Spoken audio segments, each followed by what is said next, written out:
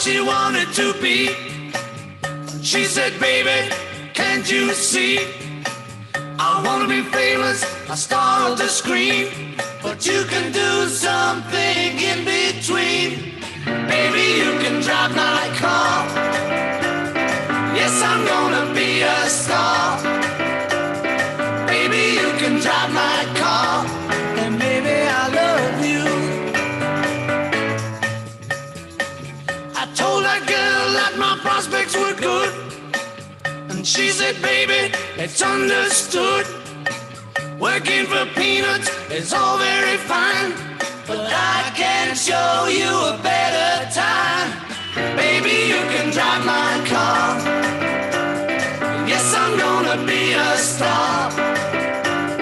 Baby, you can drive my car, and baby, I love you. Beep, beep, beep, beep, yeah.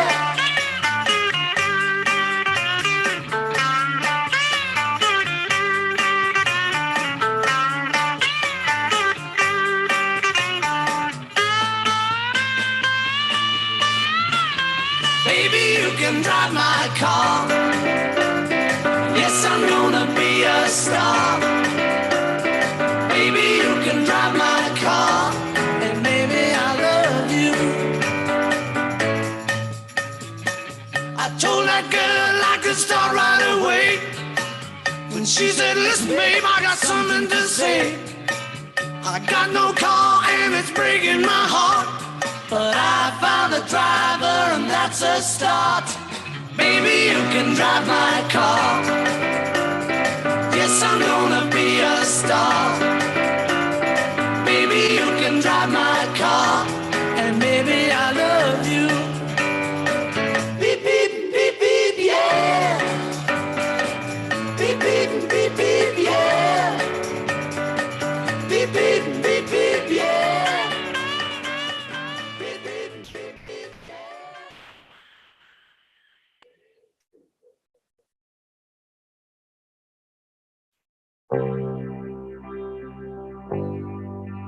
Now I've heard there was a secret chord that David played and it pleased the Lord. But you don't really care for music, do you?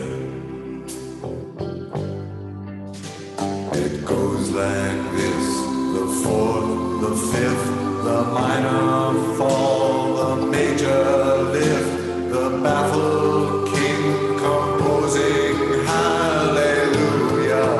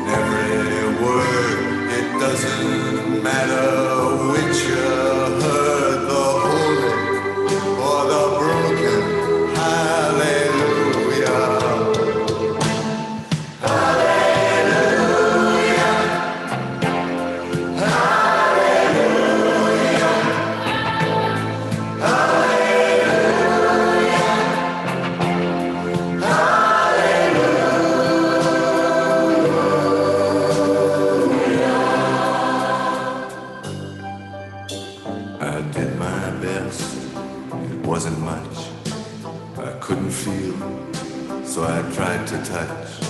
I've told the truth, I didn't come to fool you. And even though it all went wrong, I'll stand before the Lord of Song with nothing on my tongue but hallelujah.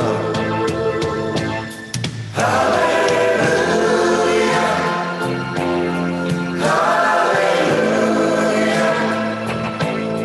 Hallelujah.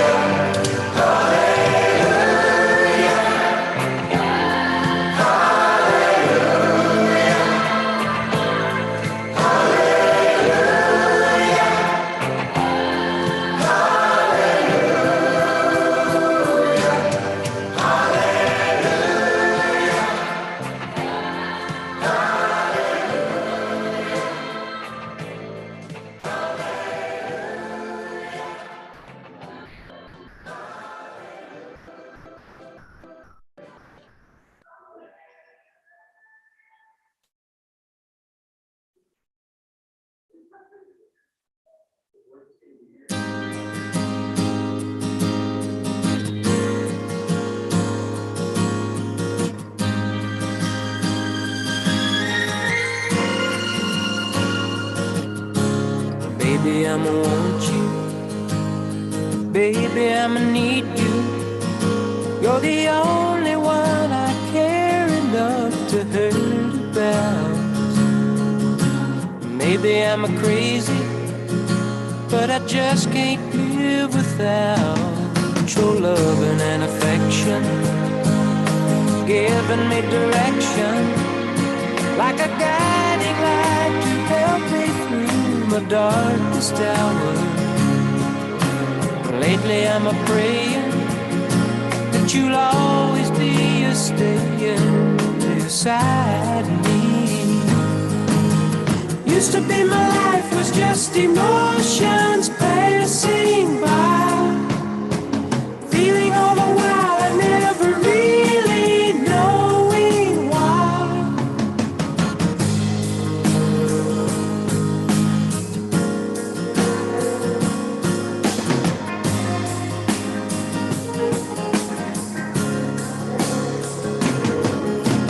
Lately I'm a-praying that you'll always be a slave beside me.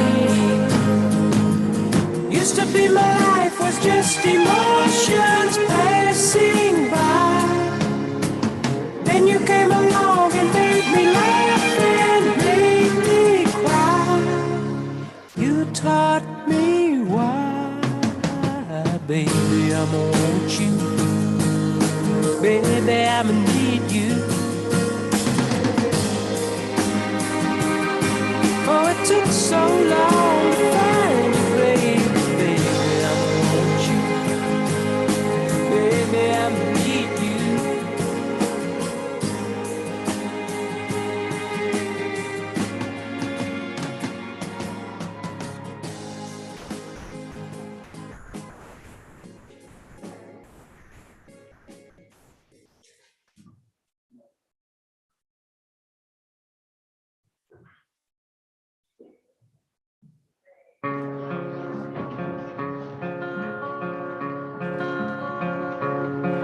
When I was just a wee little lad, full of health and joy, my father homeward came one night and gave to me a toy.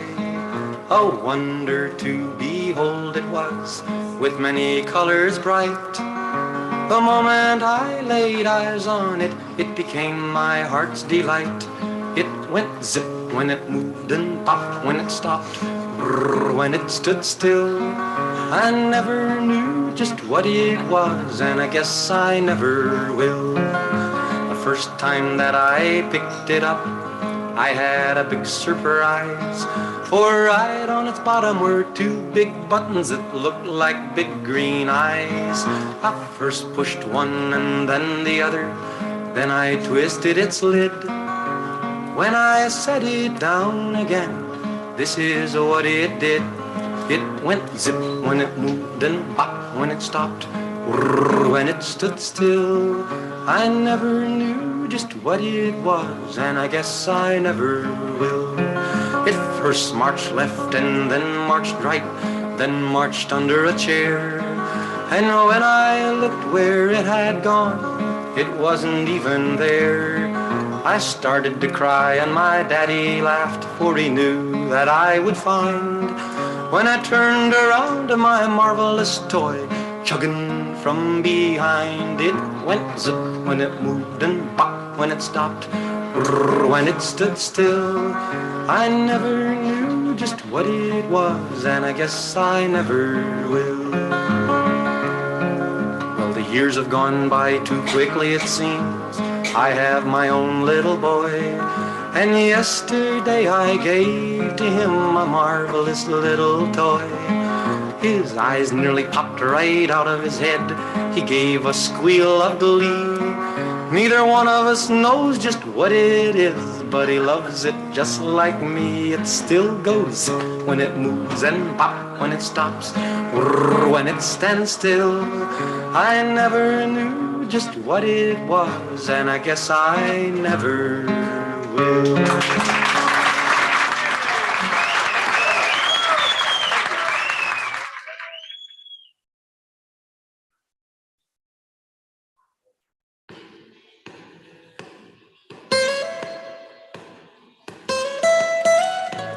Almost heaven, West Virginia, Blue Ridge Mountains, Shenandoah River.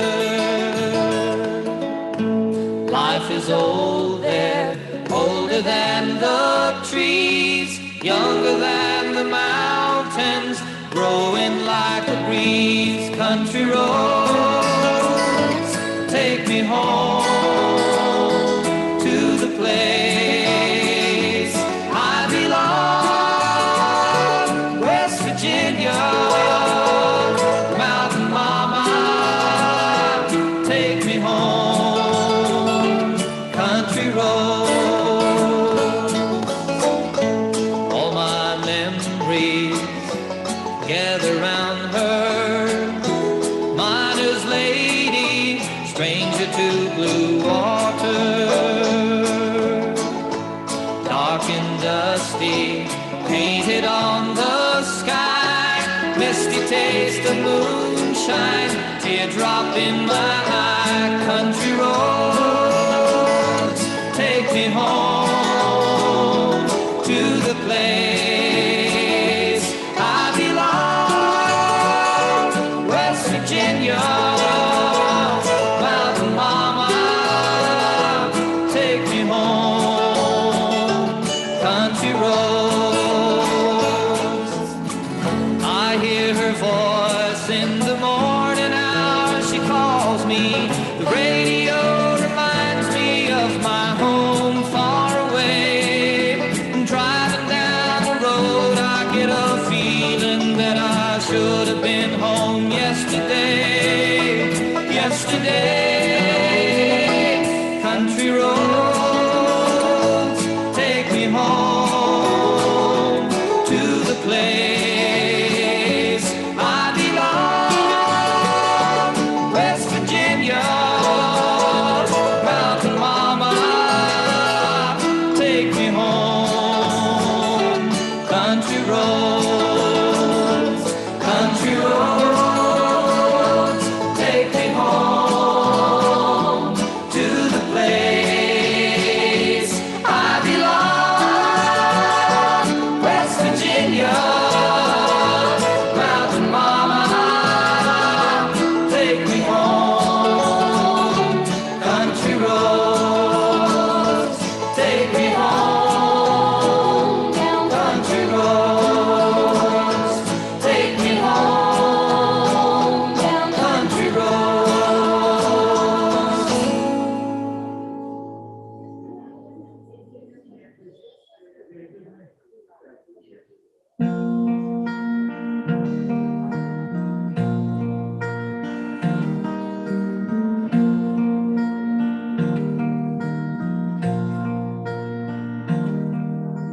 Sunshine on my shoulders makes me happy.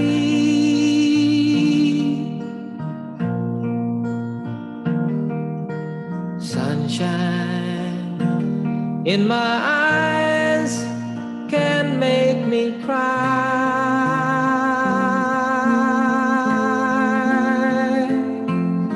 Sunshine on the water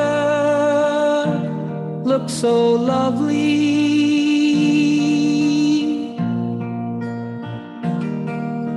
Sunshine almost always makes me high.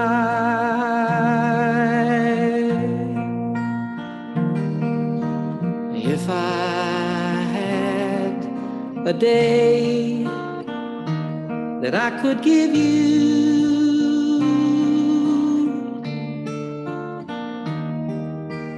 I'd give to you a day just like today.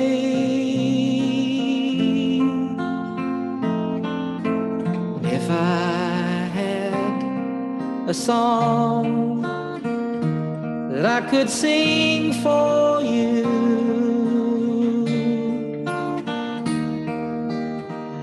I'd sing a song to make you feel this way.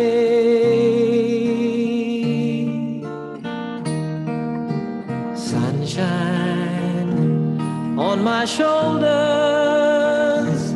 makes me happy.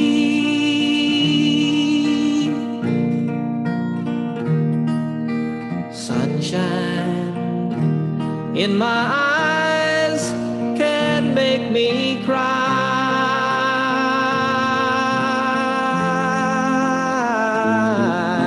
Sunshine on the water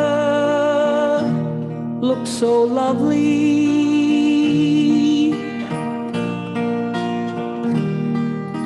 Sunshine almost always makes me high.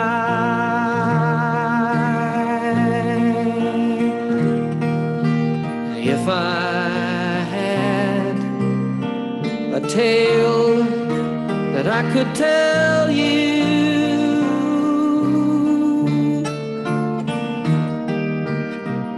I'd tell a tale sure to make you smile.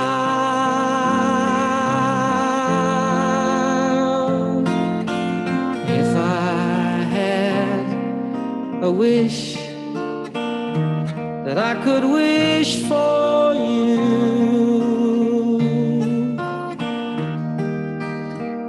I'd make a wish for sunshine all the while.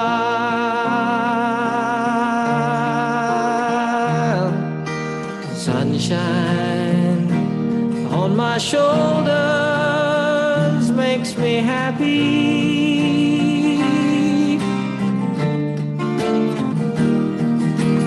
Sunshine in my eyes can make me cry.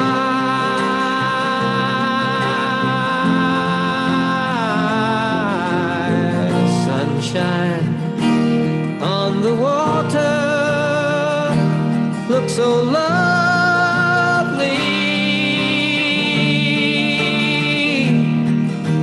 Sunshine almost always makes me high.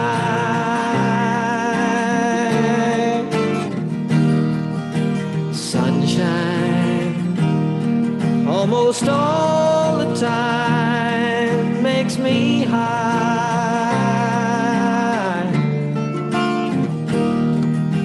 Sunshine almost always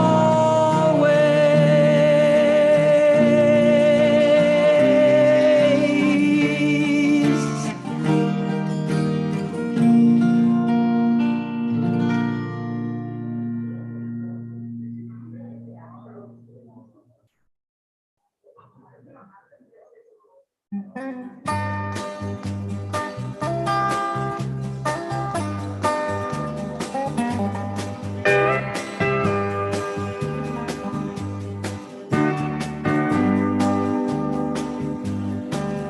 a lesson too late for the learning, made of sand, made of sand. In the wink of an eye, my soul is turning in your hand, in your hand. Are you going away with no word of farewell? Will there be not a trace left behind? I could have loved you better, didn't mean to be unkind. You know that was the last thing on my mind.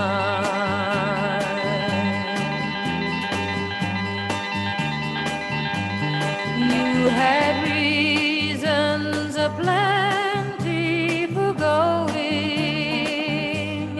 This I know, this I know. For the weeds had been steadily growing. Please don't go, please don't go. Are you going away with no word of farewell? Will there be not a trace left behind? I could have loved you better, didn't mean to be unkind. You know that was the last thing on my mind.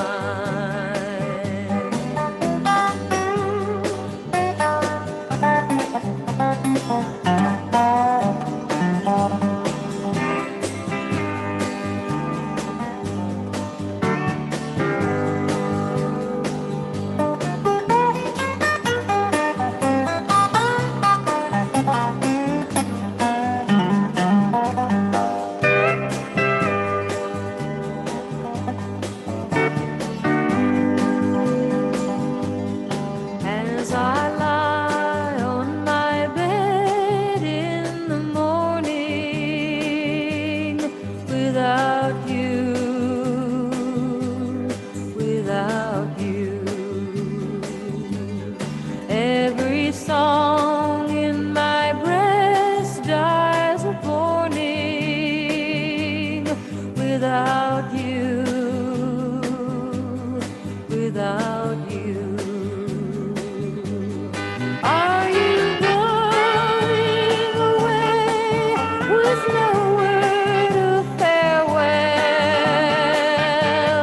Will there be not a trace left behind? I could have loved you better, didn't mean to be unkind. You know that was the last thing on my mind. Oh, you know that was the last thing on my mind.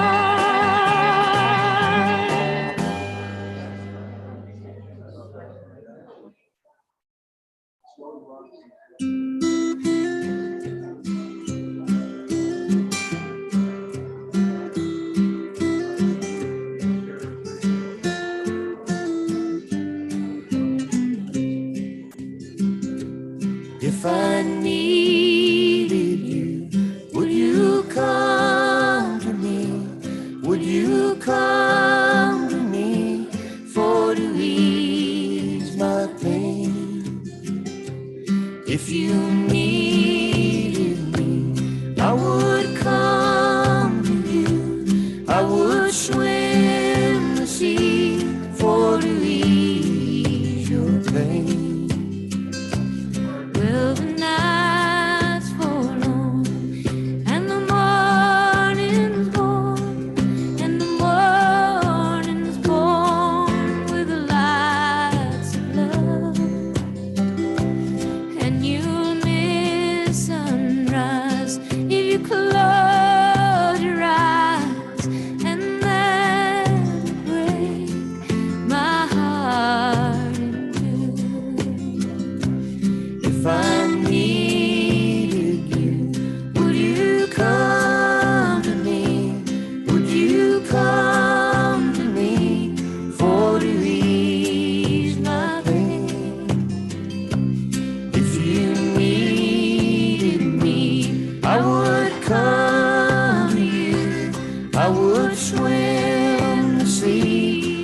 how to ease your pain.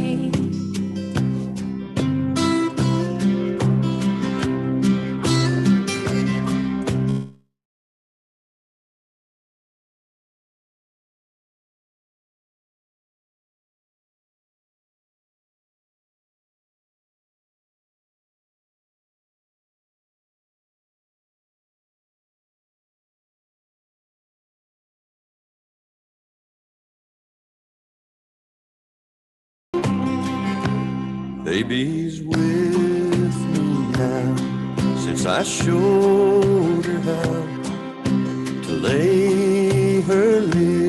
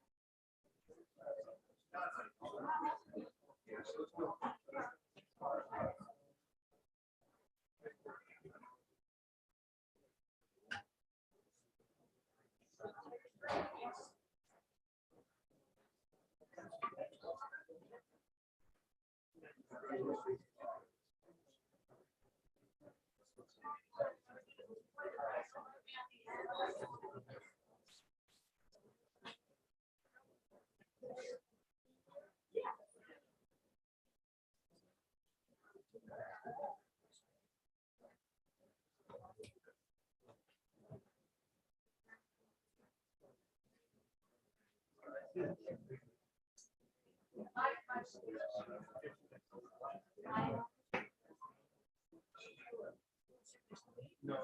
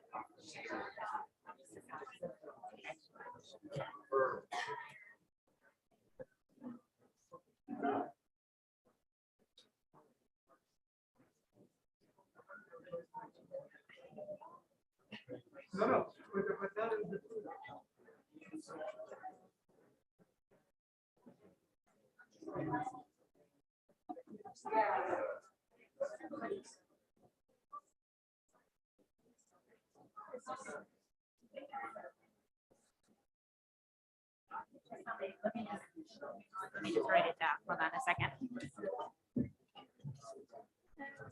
The chair of pediatrics and that children for decades.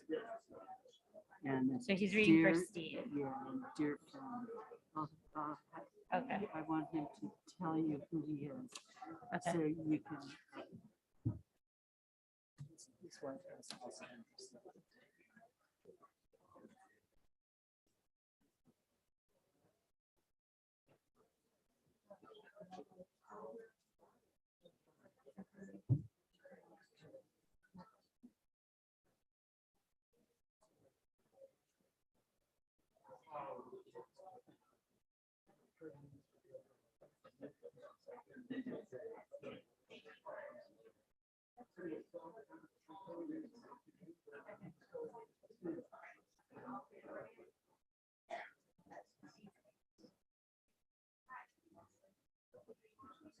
Da da da dum, dee da da dum, dee dee da da da da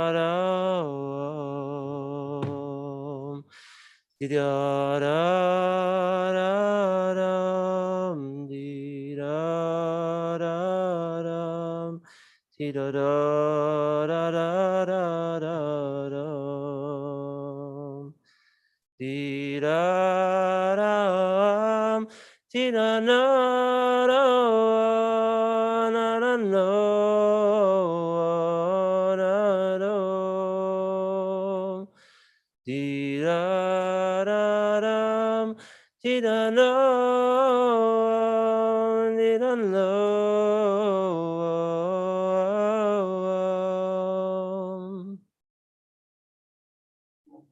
So we begin this ceremony today by doing the sacred act of kriya, of tearing.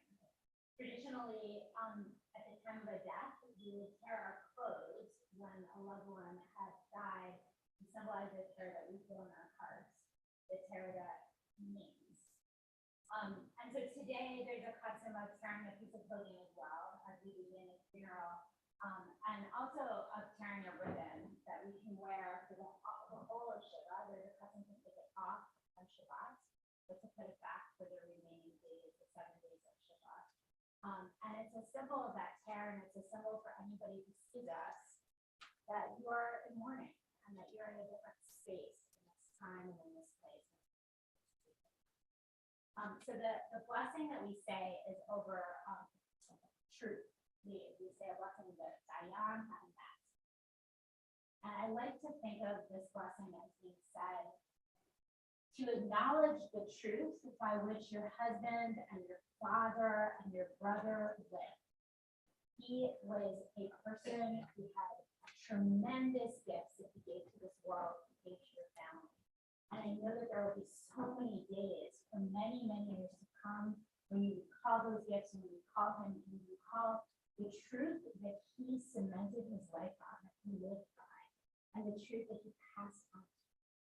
And so when we say this blessing, we make the tear, but we know that even though your hearts are broken, that they remain beating, and they remain living, and they remain carrying on the truth that will make them. So I'll invite the family members who are tearing to stand.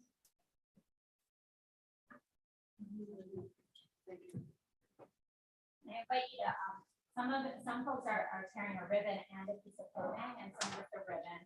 Everybody to hold on to one of those tears now, but don't tear quite yet. I'm gonna give you the blessing to say, and then once we're done with the blessing, you can tear. So if you can repeat after me, Baruch atah Adonai, Eloheinu melech haolam, Dayat ha'emet.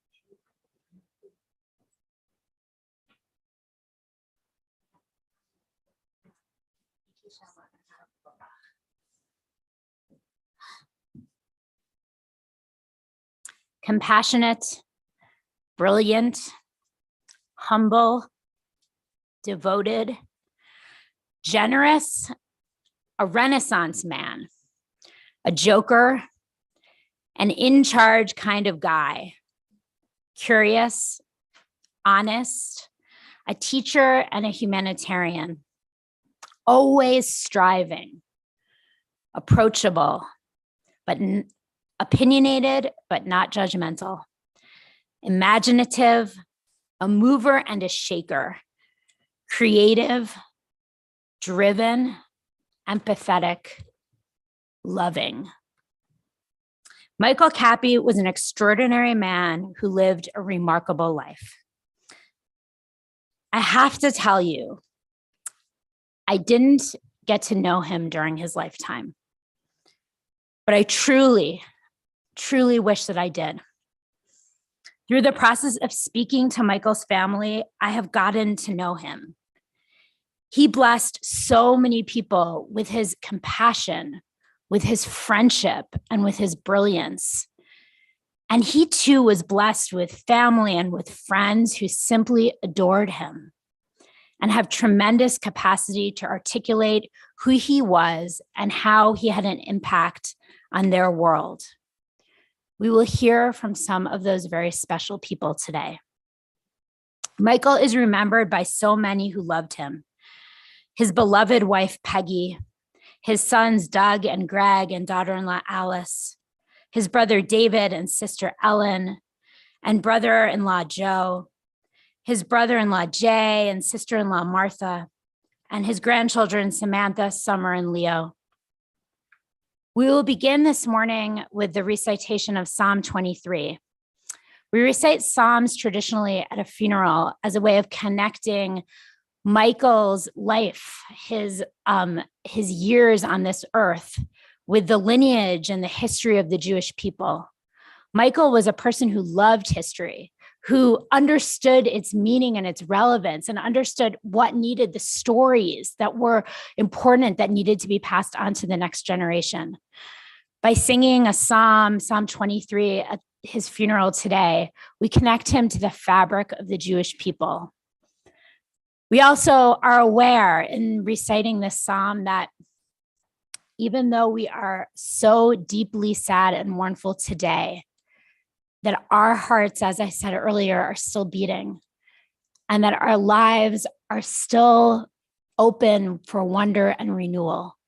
and that is something that Michael would have very much wanted for all of you, to continue living and to continue to find the good as you move through this world. Moshe is our Chazan at Congregation Road of Shalom, and I'm glad to be officiating with him today.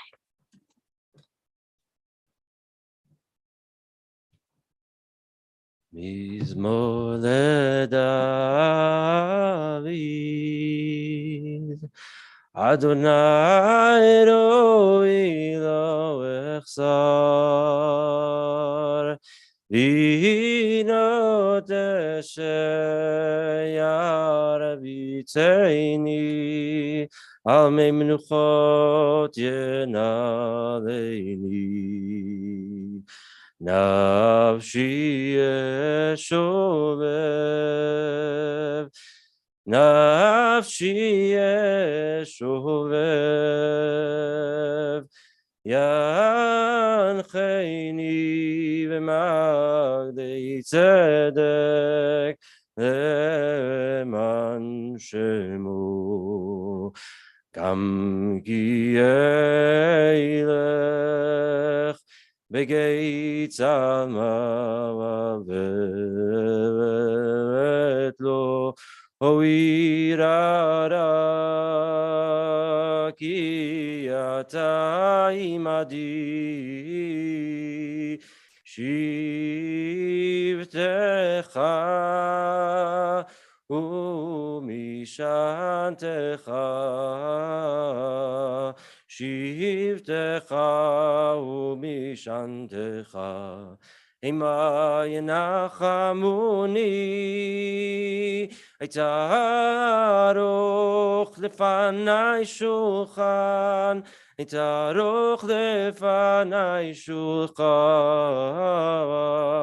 Eitaroch lefanai shulchan Negetzorerai Dishanta Vashemen Roshi Dishanta Vashemen Roshi Dishanta Vashemen Roshi Kosirevaya Yachtov, Achtov achesed, Elir defuni, Kol yemei chayai,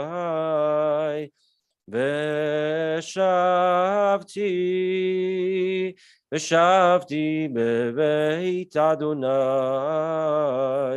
Veshavti bebeit Adonai, Liorech yamim yadadai, Dinairai, Didairai, Didadam, Dididadam, Dididadam, Dididadam, Dididadam.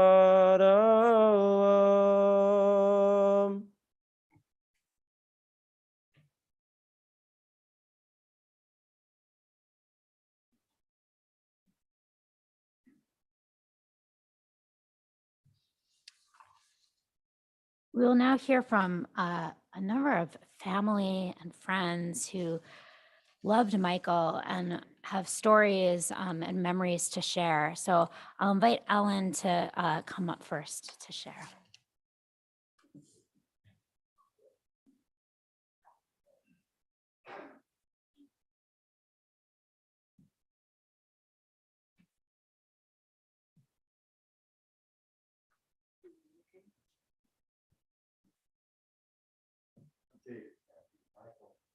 Brother, 9 years in Harlem. I just simply want you to know that Ellen fully is not meant in any way disrespectful, but proud leadership. The airlines lost his brother. So he's wearing schmatters.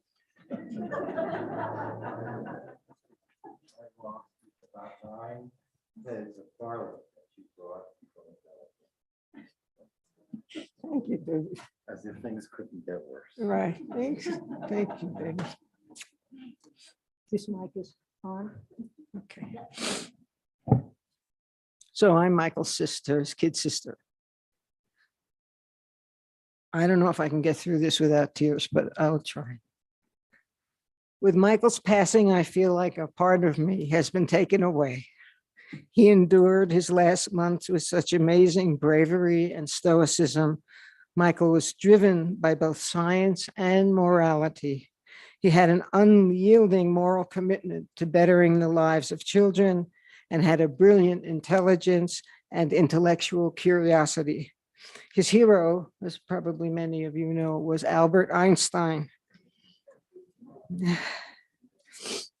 On a more personal note, he was a wonderful brother who, as the oldest siblings in our family, took a very protective position towards my younger brother, David, and me. He never interfered, well, hardly ever. But he just tried to watch out for us, no matter how old we were or how old he was. Sometimes, it must be said, he was a pain in the butt. But he was never less than powerfully appreciated. I loved him so much, and I'm so sad to see him gone. It's kind of hard to imagine what the world will be like without Michael. His sense of humor was incredible, and seeing Michael and my brother David, who just spoke with you, go at it with puns and jokes was hilariously funny.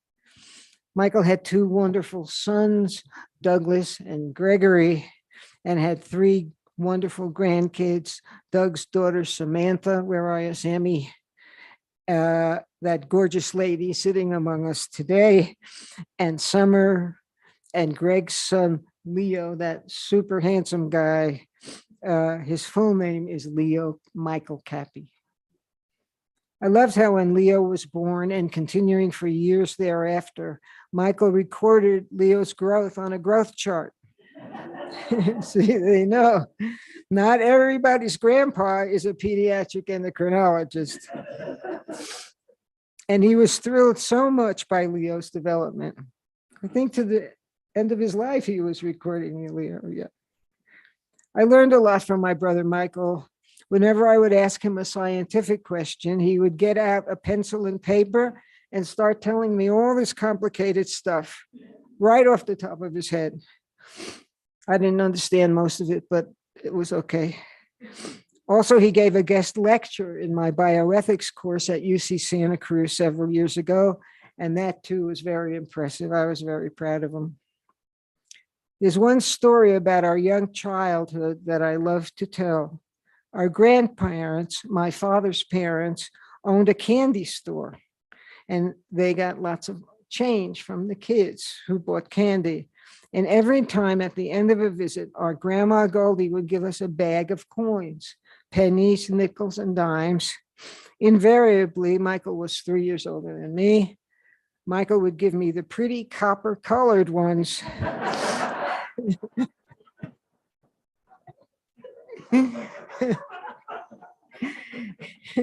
And he took the ugly, dirty old silver ones.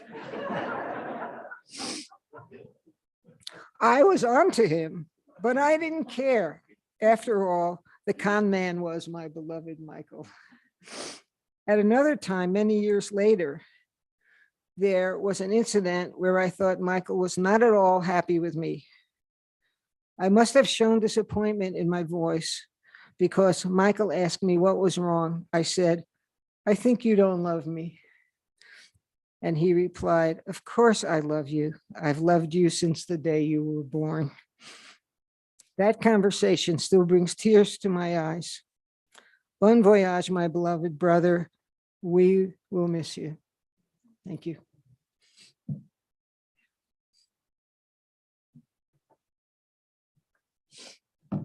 Doobie, Greg. We've got all these strong guys.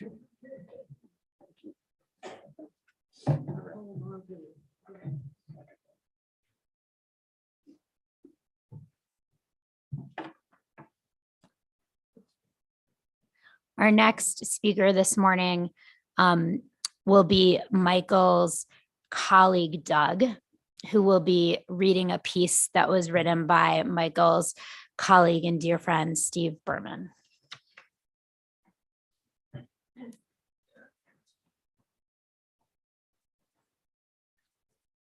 Actually, I need to say that Elaine was to read this, but Steve is not feeling well, so Elaine stayed home. She said, Peggy will understand.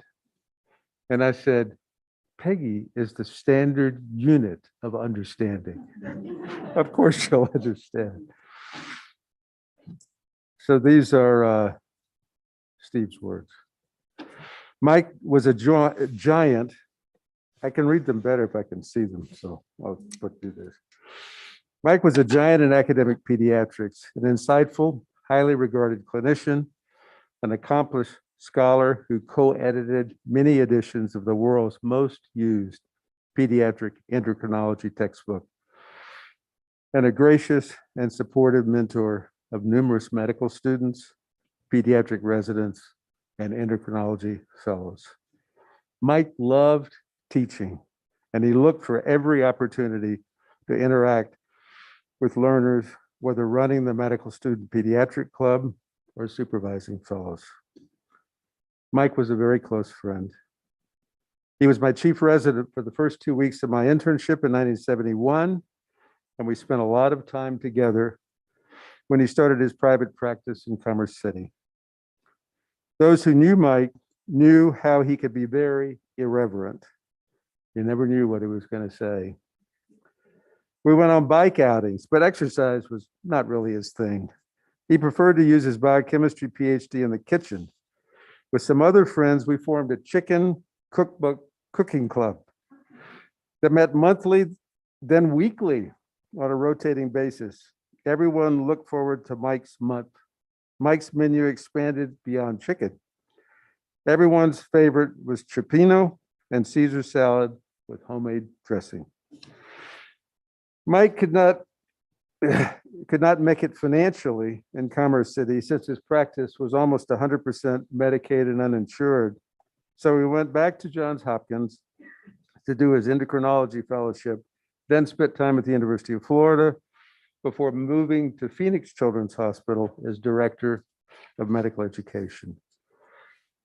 Mike had two very close friends during his Colorado Department of Pediatrics residency, Erwin Redliner and Ed Anderson. Ed had poorly controlled diabetes and was working in the Denver East Side Neighborhood Health Center.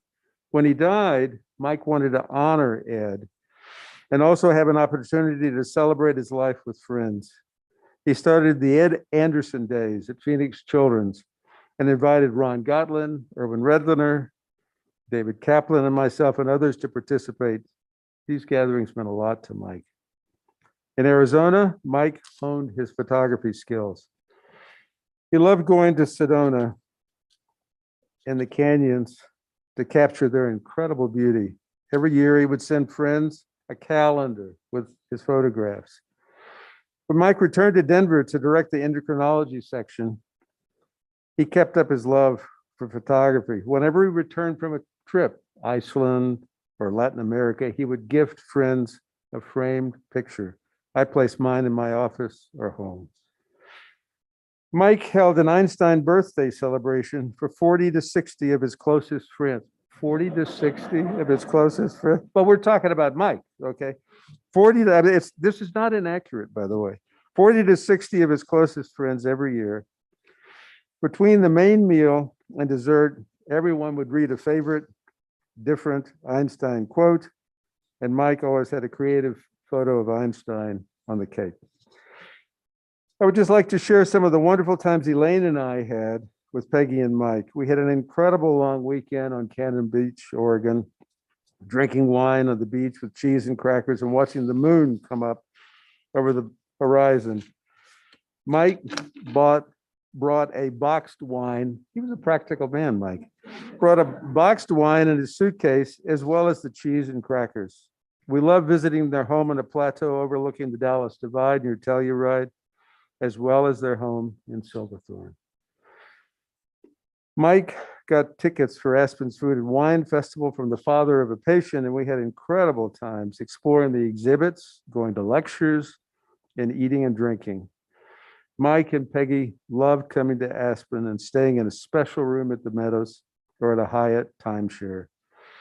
We always tried to coordinate so we could spend time with them.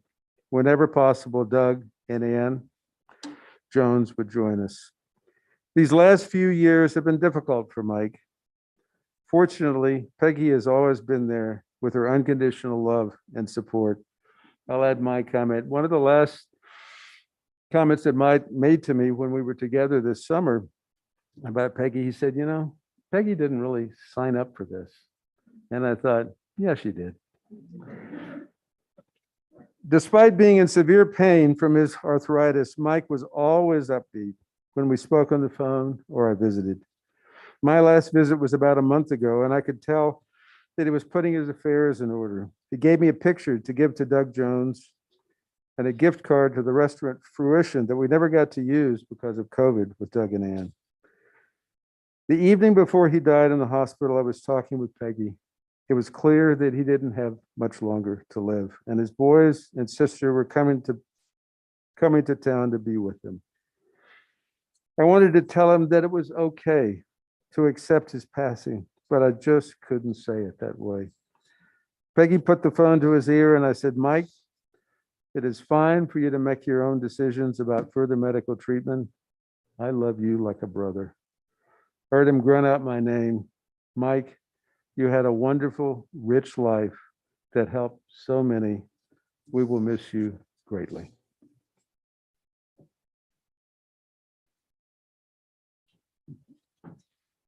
Thank you so much. I want to invite Jay, Peggy's brother, to come share a few words.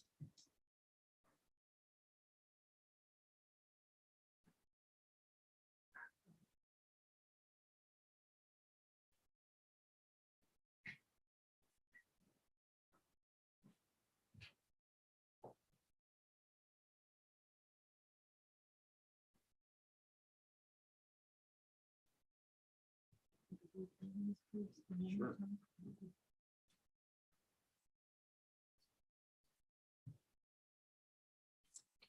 Oh boy, I see a lot of great friends and relatives, and I just love you all, and so did Michael. What can I say?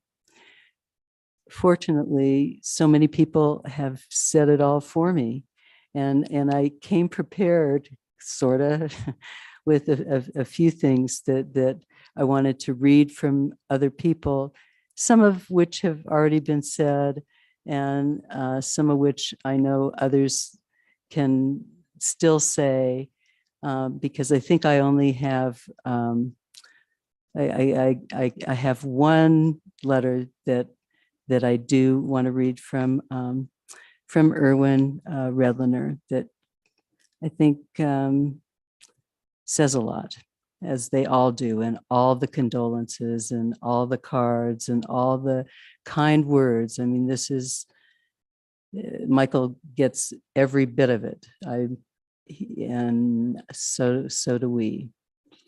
So before you do, for those who don't know who Erwin Redliner is, Doug pointed it out, but he also is on the national scene. If any of you watch MSNBC, he's one of the health gurus on MSNBC. He also was Hillary Clinton's right-hand health guru, helped setting up the original Affordable Care Act that didn't quite pass, but he was that guy. So Erwin Redliner, Michael hobnobbed with people like that and hobnobbed with the people of Commerce City. He had a wide range of interests and people that he came across. Thank you, Jay. Erwin's letter. I met Mike in 1970 when we were pediatric residents together in Denver.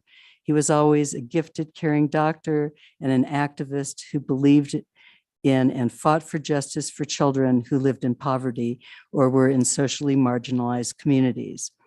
Our friendship was like no other I have ever experienced, and he embraced my wife, Karen, as he embraced me. When he found Peggy, his life was fulfilled. They quickly found a relationship built on love and an extraordinary common bond. Michael Kappy was truly special and truly caring, and for almost 52 years was a part of my life. We shared everything. He visited me in Arkansas and embraced the children we cared for in the Mississippi Delta. He drove up to Utica, New York from Florida when my daughter was born with medical challenge. He came to New Rochelle to watch my son Michael play Little League Baseball. He supported Karen and me when our son Jason died. We were devastated, but Mike was there. He was there for us when we needed him, always. As Mike suffered from an extraordinarily painful chronic disease, he remained a man of optimism and hope. He was an inspiration to me and a role model for so many who knew him. Unforgettable.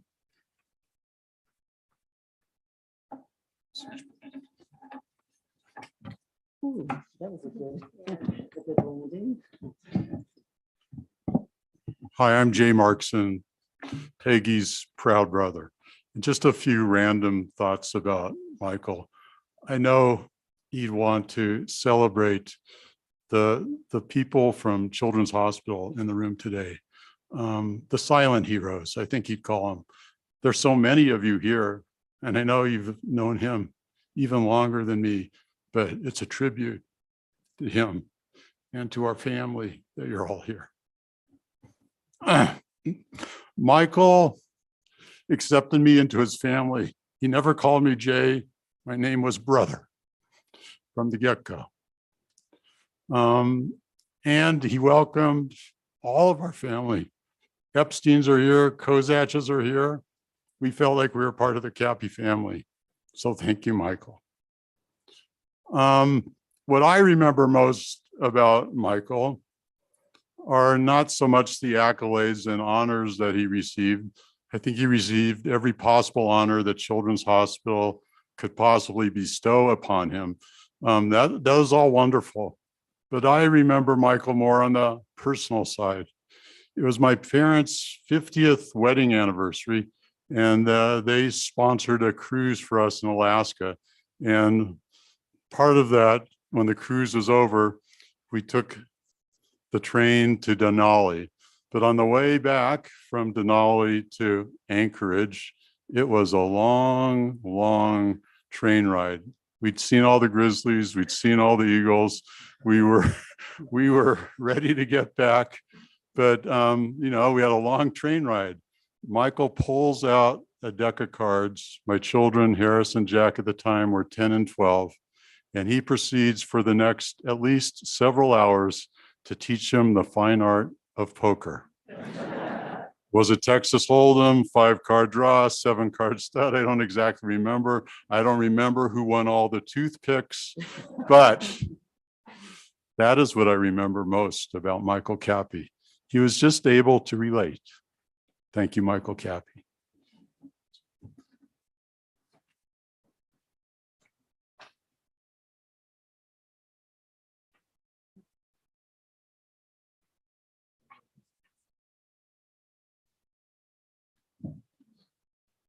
Thank you so much, Jay and Peggy and Erwin, who I know is watching. I want to invite Doug to come up, and then after Doug speaks, his brother Greg will speak as well.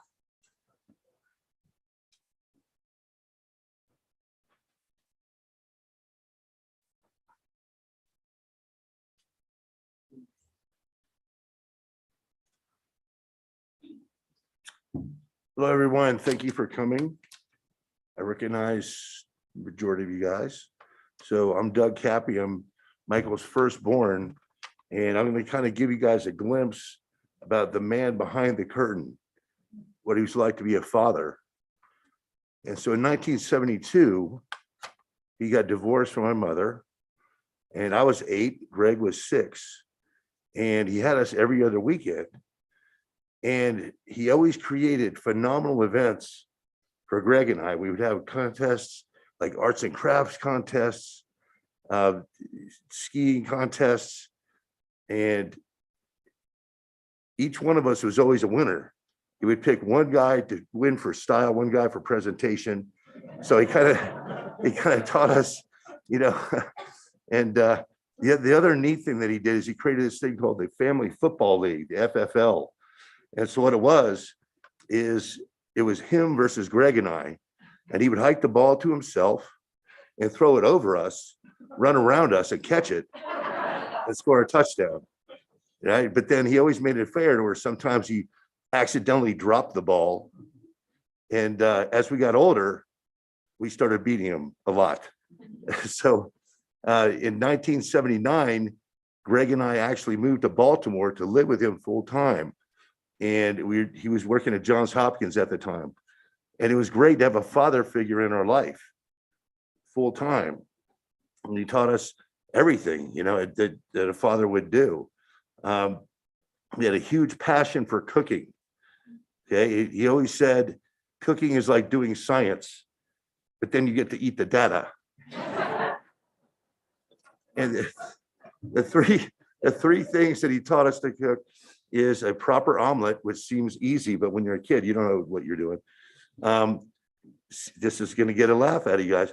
Caesar salad dressing, because everybody knows that's what he's famous for. And then a nice cheese fondue. And so Greg and I both have a passion for cooking because of that. And it's great. When we were with him on the weekends, like I said, he was doing great things with us. One of them was he would take us I think it was a Chevy Blazer. He would take us on these drives up into the mountains on these dangerous passes, which you have about unpaved, about an inch of leeway before you go over the cliff. And Greg and I are basically in the fetal position in the back of the Chevy Blazer, just fearing for our lives. But once we got done, we loved it. It was great. And we really appreciated that.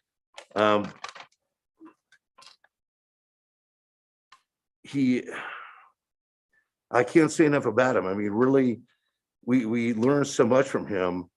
And, as far as the teamwork and sportsmanship, but the biggest thing that he instilled upon me was I was at the University of Florida. We were in Baltimore. We moved down to Gainesville, Florida in 1980.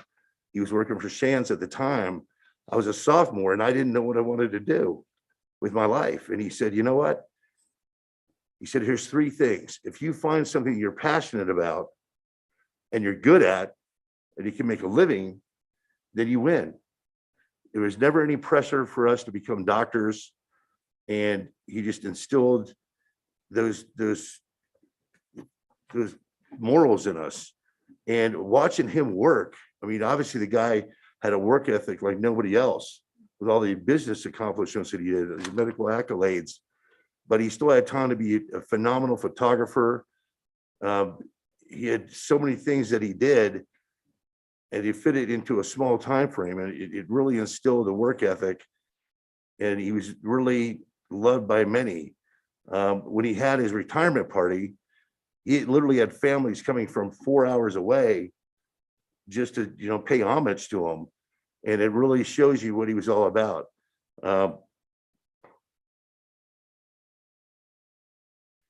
When we were in Baltimore, here's another great one that tells you what he was all about.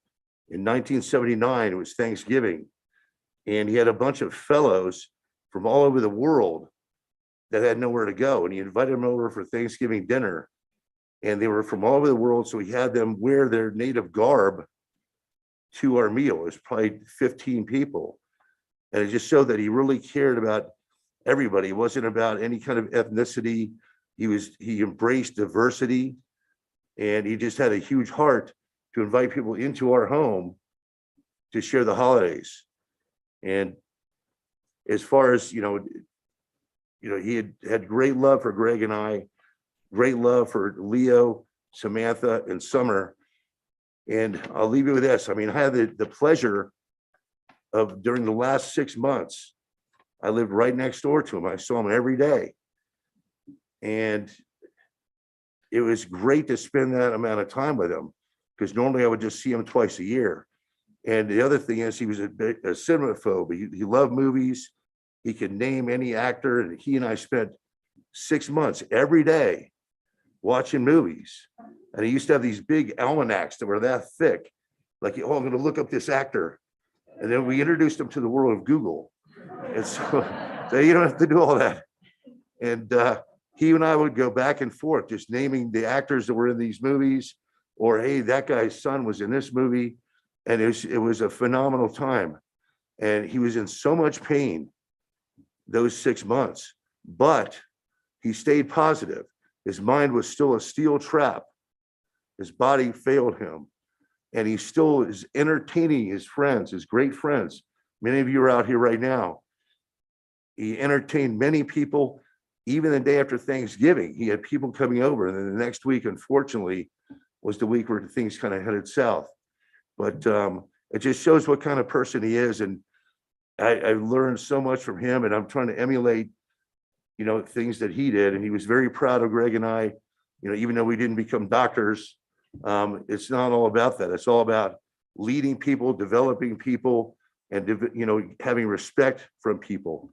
So, we called him Pop Up toward the end. Godspeed, Pop Up. Love you.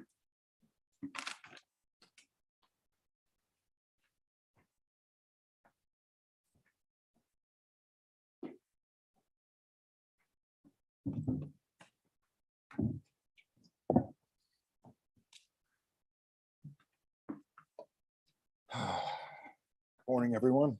I have to admit, I'm a little sad right now. I'm a little scared to be here. Speaking in front of you in this situation. So I'm sad and I'm a little scared. So bear with me, I'll get through it. I'll be brief.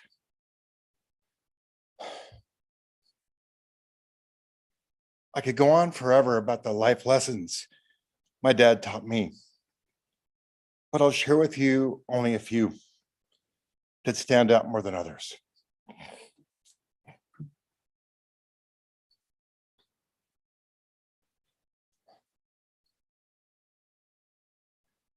Perhaps the greatest advice my dad ever told me occurred about 13 years ago. My wife Alice and I have been dating for about 5 years with no formal union in sight. My dad pulled me aside one day and said, quote, "Quit effing around and marry the girl."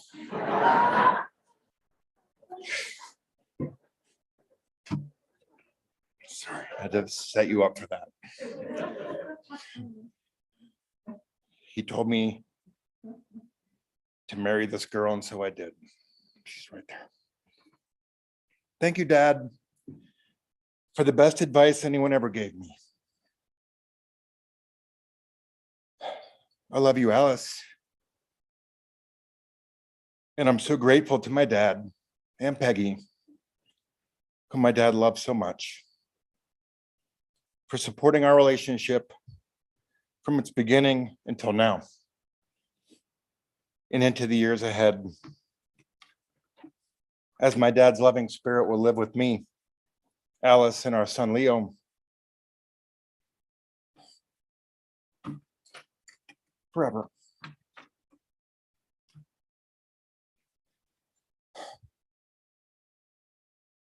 I'm not the funny guy. My dad and my wife Alice shared a special bond from the time they met in San Diego early in our dating years until my dad's passing just a short time ago. I loved watching my dad and Alice interact, their banter back and forth. I love the way he made her laugh, and she made him laugh too. Their bond was truly special. And I'll take this moment to speak on your behalf, Alice, and say, I love you, Pop Pop, and I'll miss our times together. The next life lesson, which is maybe more profound,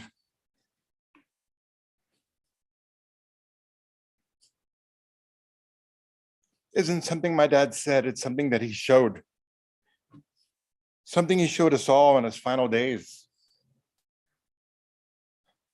Over the course of my life, every time I called my dad on the phone, my dad would greet me with a booming, overly upbeat voice that filled the room. Gregor, he would say. When I heard that, Gregor, I knew my dad loved me, and I knew everything was okay. Okay. Getting through. My dad greeted me in that exact way all the way up until a day or two before he passed away. I called him up. At this point, he could barely hold the phone. I think Peggy was holding the phone to his ear at that point, but he still greeted me with all the enthusiasm he could muster. Gregor. It wasn't as booming, but the thought was there. The love was there. And even though he would take his last breaths,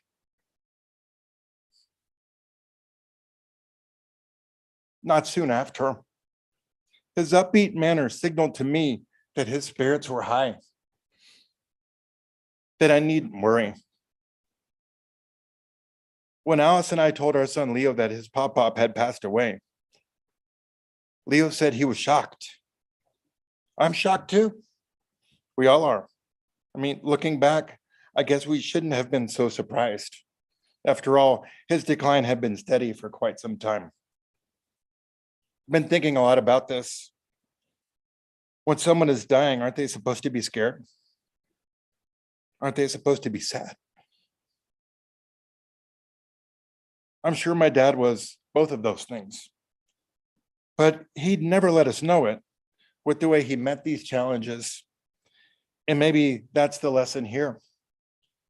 I think my dad's final lesson to the world, maybe his greatest lesson, is how to be brave.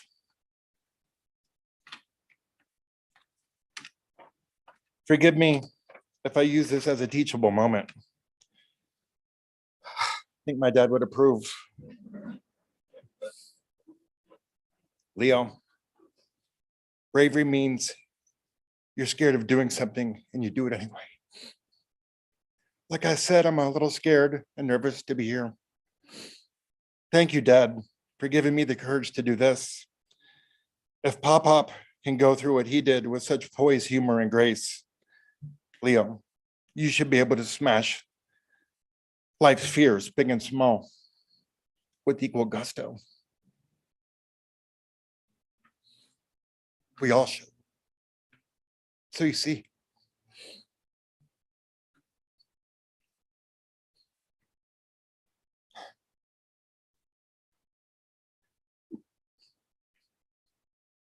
my dad's accomplishments don't die with him. His greatest achievement is still happening right now because of the comfort he gave to and bravery he inspired in thousands of families and their families and families still to come. My dad's greatest gift is the courage he instilled in me that I will pass on to my son Leo, that he will give to his own children one day and their children and so on. Thank you, Dad, for these life lessons. Thank you for telling me to marry the girl. And thank you for showing me how to be brave. I love you, Dad.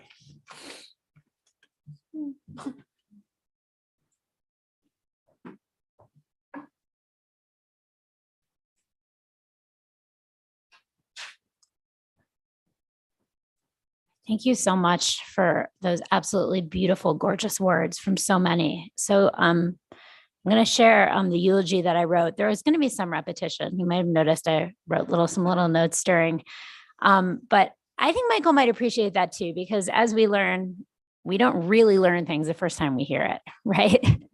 We learn things through repetition. So if you hear something again, maybe it's just an opportunity for it to really sink in for all of us.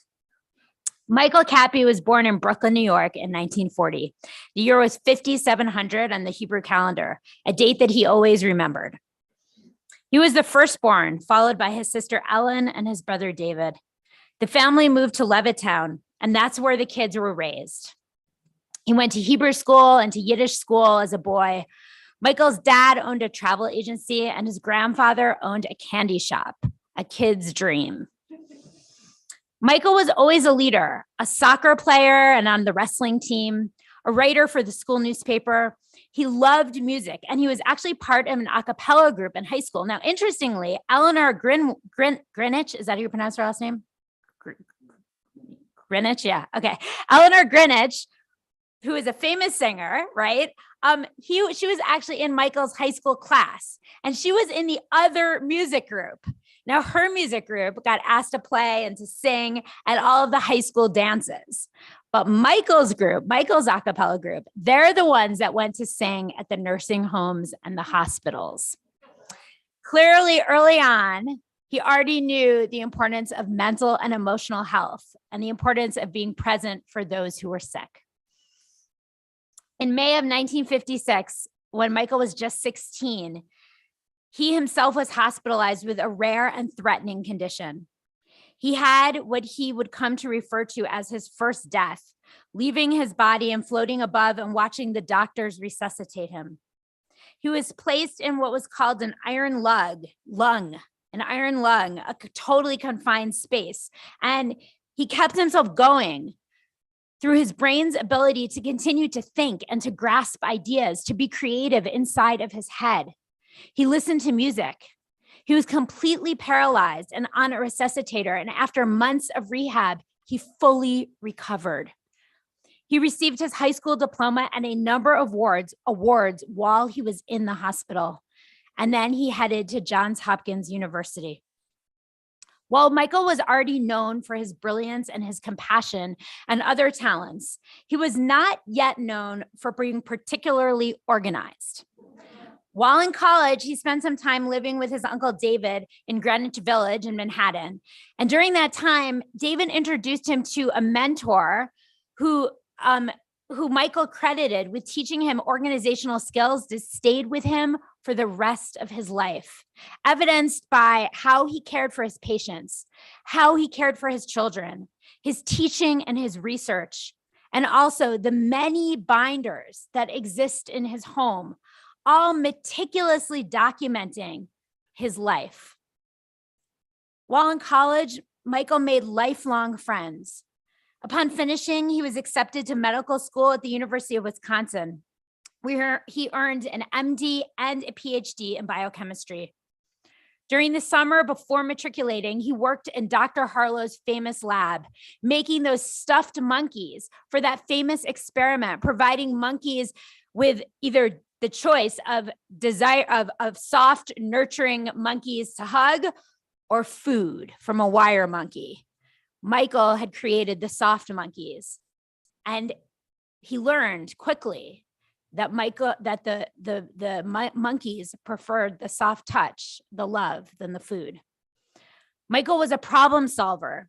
He would work at something until he had answers, even when others would have given up.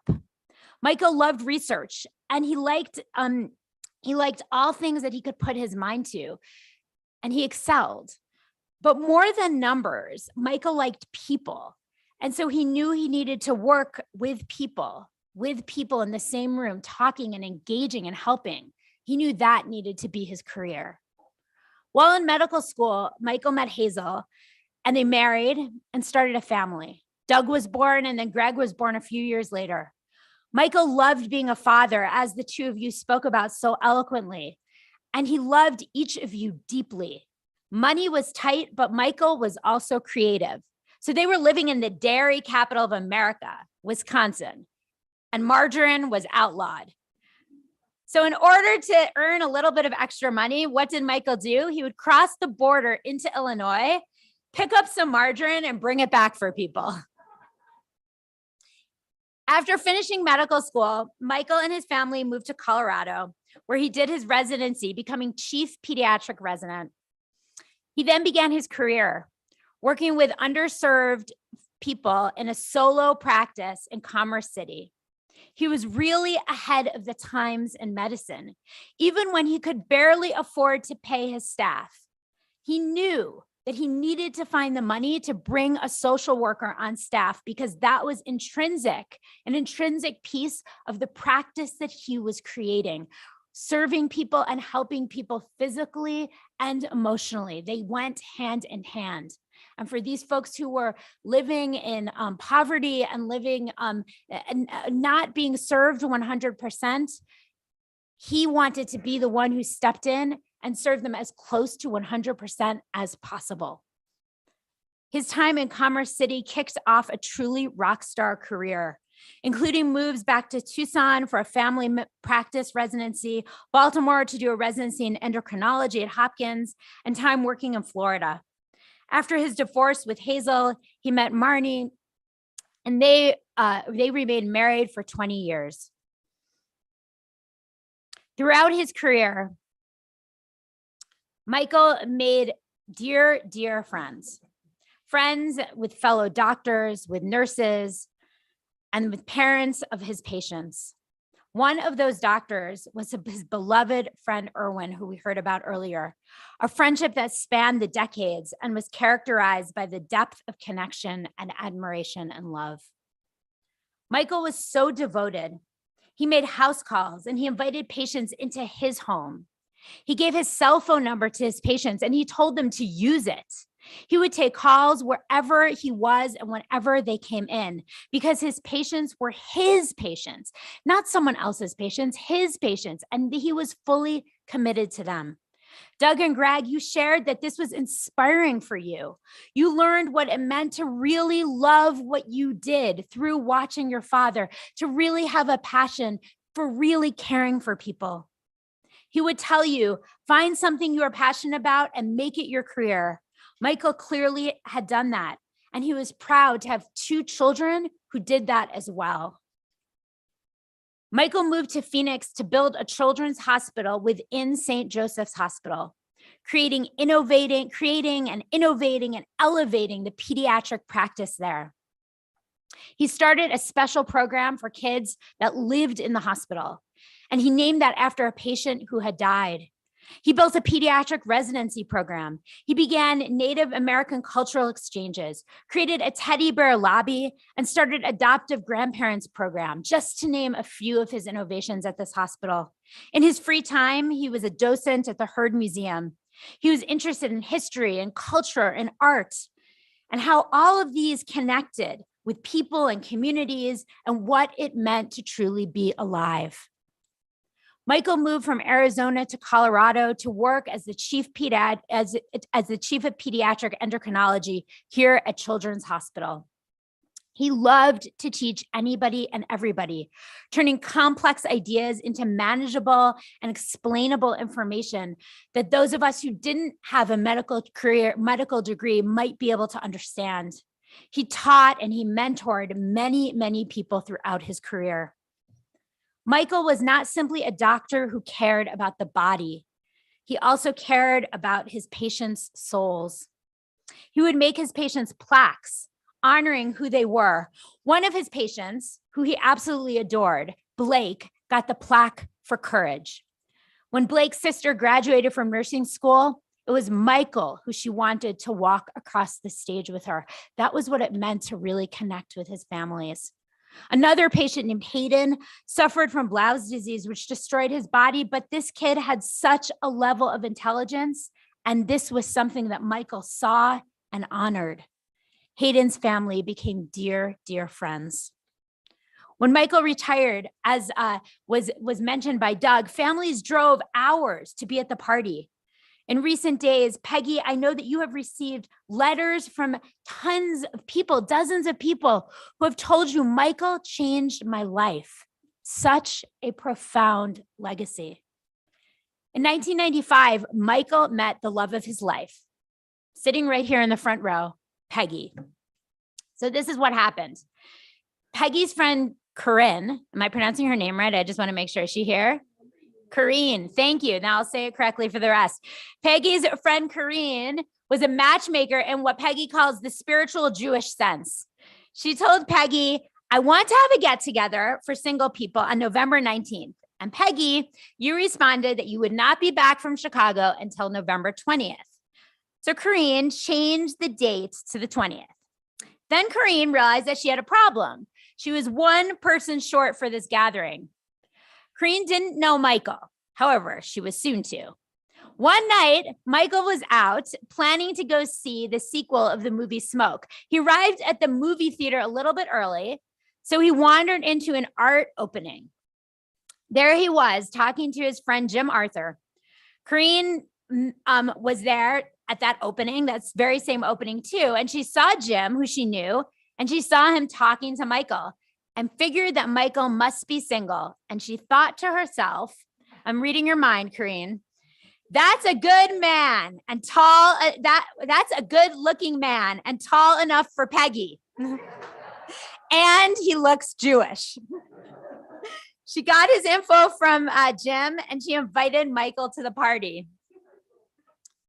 Peggy, that night you sang and you played your guitar and Michael brought you drinks and sat at your feet.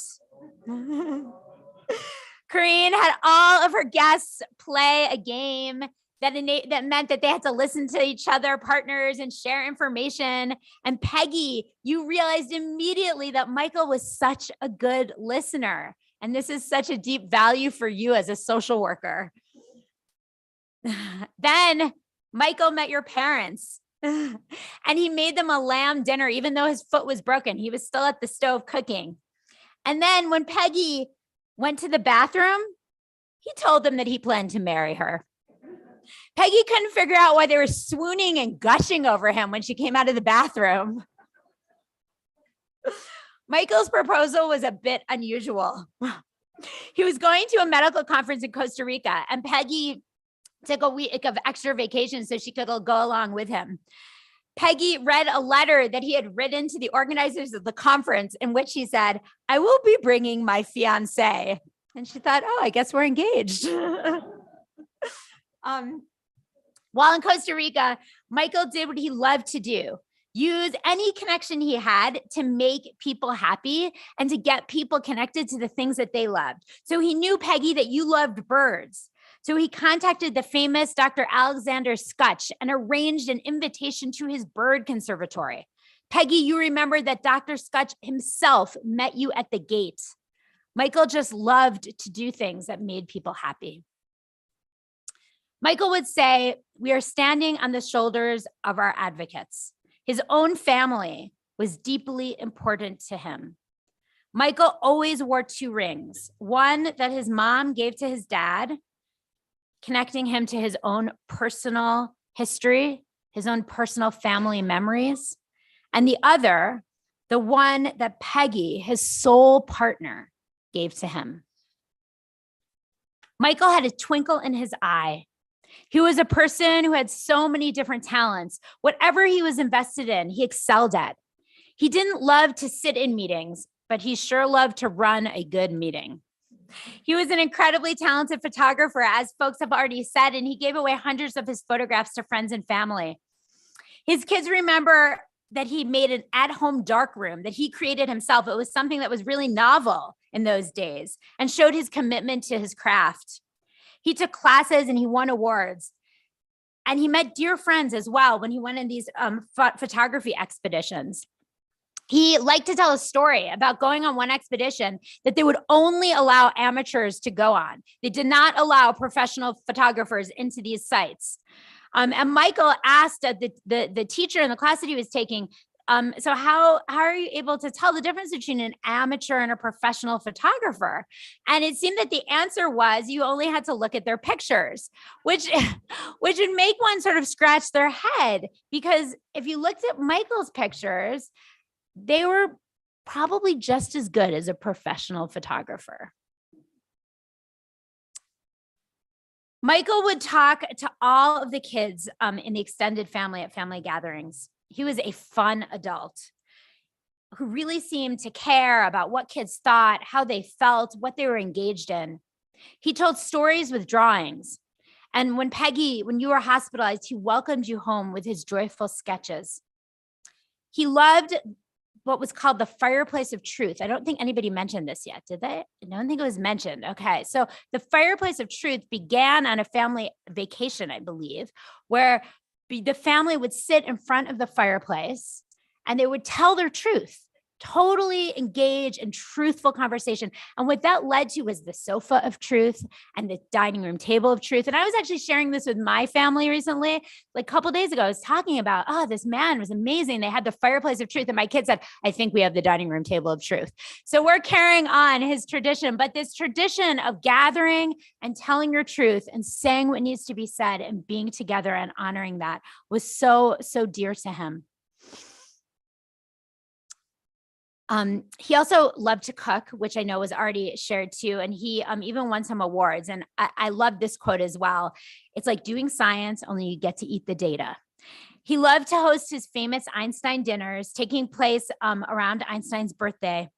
Those began as a smaller size, actually, and he would cook for them. But then they grew to be huge catered events, including Einstein quotes, bobbleheads of Einstein, who doesn't want that, and even souvenir T-shirts.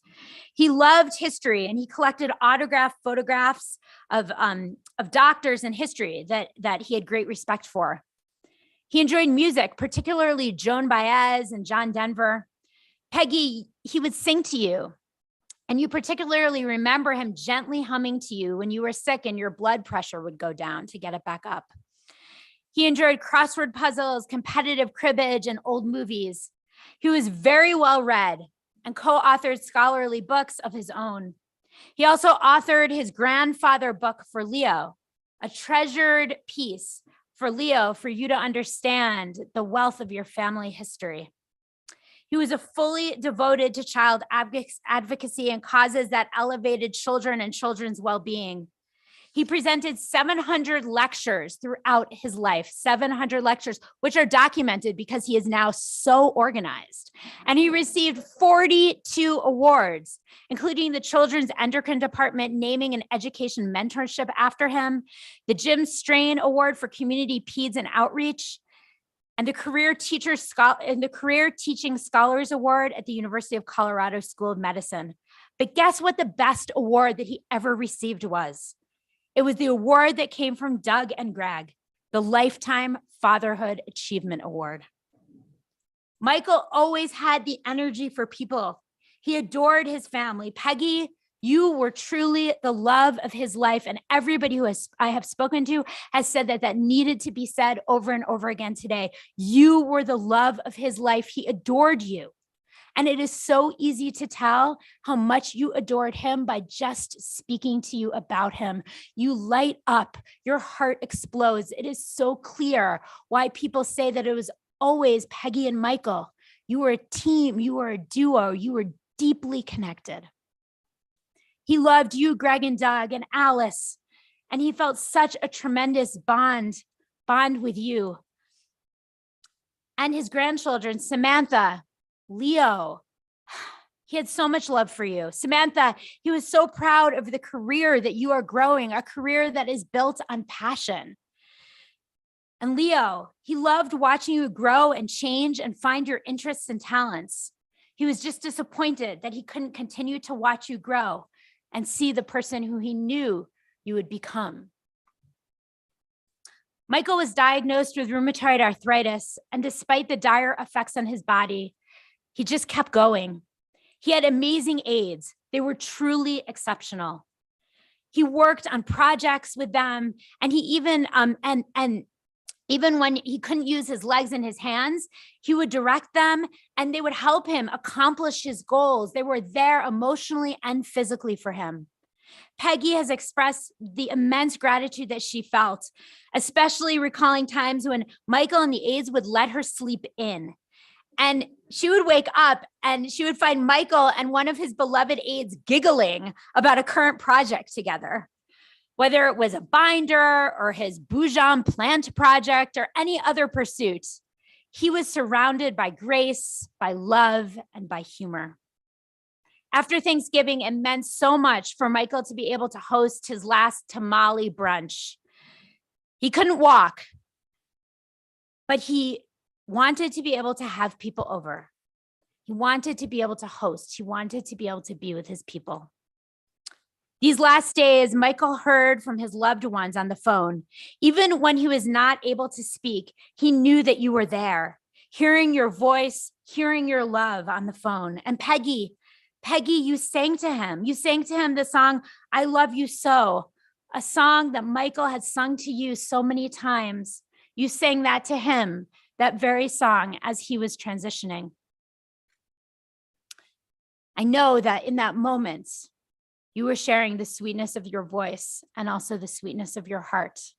And it was that sweetness of voice that he fell in love with that first moment when he met you.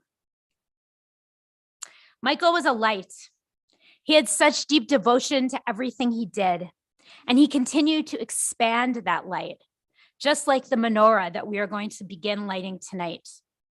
Each night, we will add one candle. We put them in the window to spread the light, and we light our menorahs this evening. As we do so, may they remind us of the ways that we can be lights in the world. Michael was that ever-expanding light. As those lights twinkle, may we remember the twinkle that was in Michael's eye, and the animated spark of love and of curiosity, of compassion and of dedication, of brilliance and of connection that was deep within his soul. Zichrono livracha. May Michael's memory always, always be a blessing, and may his light carry on.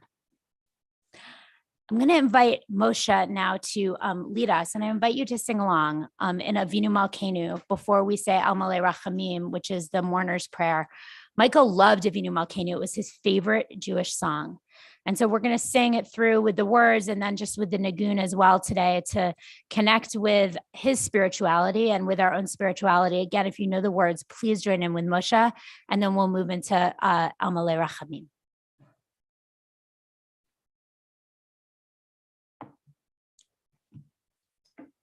Avinu Malkeinu, Choneinu v'Haneinu. Avinu Malkeinu, Choneinu v'Haneinu, Ki ein banu ma'asim. Aseh imanu tzedakah v'chesed. Aseh imanu tzedakah v'chesed ve'oshiyeinu. Di-da-la-la-la-la-la-la-la-la. Di-da-la-la-la-la-la-la-la. Di-da-la-la-la-la-la-la-la-la-la-la. Maseh imanu tzedakah v'chesed. Aseh imanu tzedakah v'chesed ve'oshiyeinu. Imanu tzedakah v'chesed. Aseh imanu tzedakah v'chesed ve'oshiyeinu.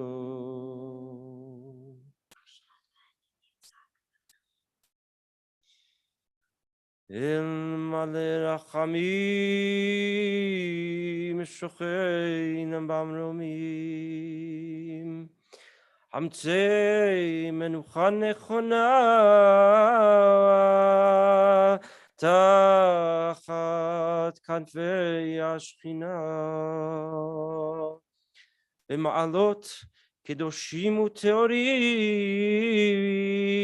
kezohar harakim amazirim. Et nishmat משה בן יצחק וליליאן שהלך לעולמו. בגן עדן תהא מנוחתו.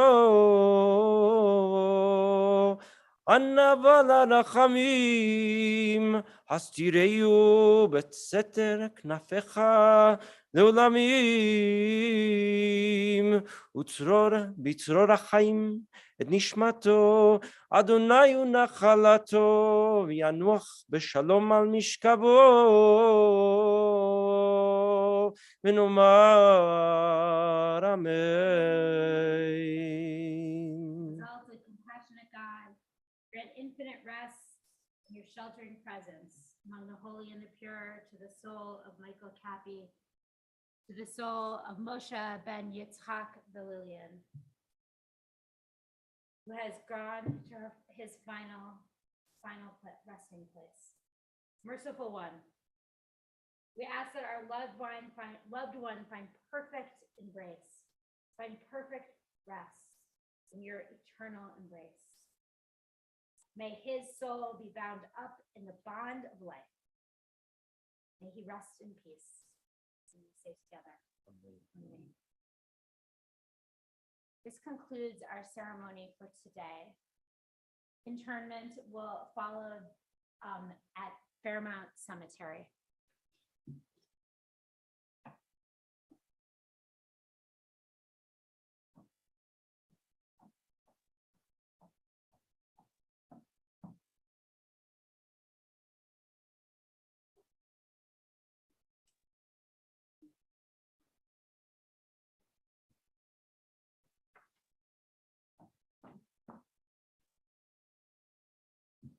Thank you so much, Rabbi.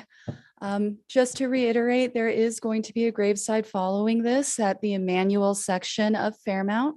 The family does request that it remain for family and close friends only, just for privacy's sake. Thank you all so much. Please take care and God bless. Thank you.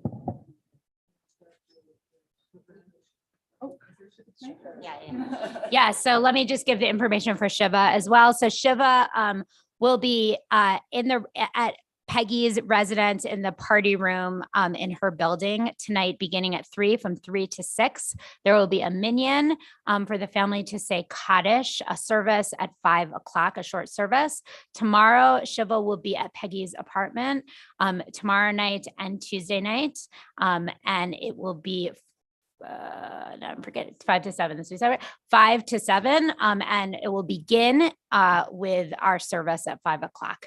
There will be also space at Shiva to share memories, so please come and share memories with Peggy and with her, with Michael's children and grandchildren and siblings. It's a wonderful opportunity for the family to hear your words of comfort.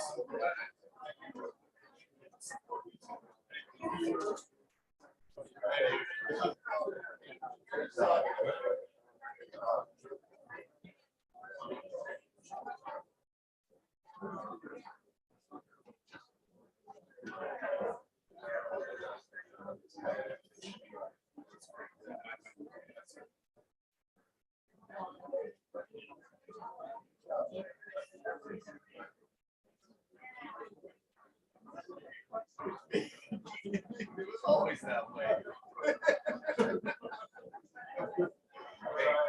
Guys, yeah, so glad.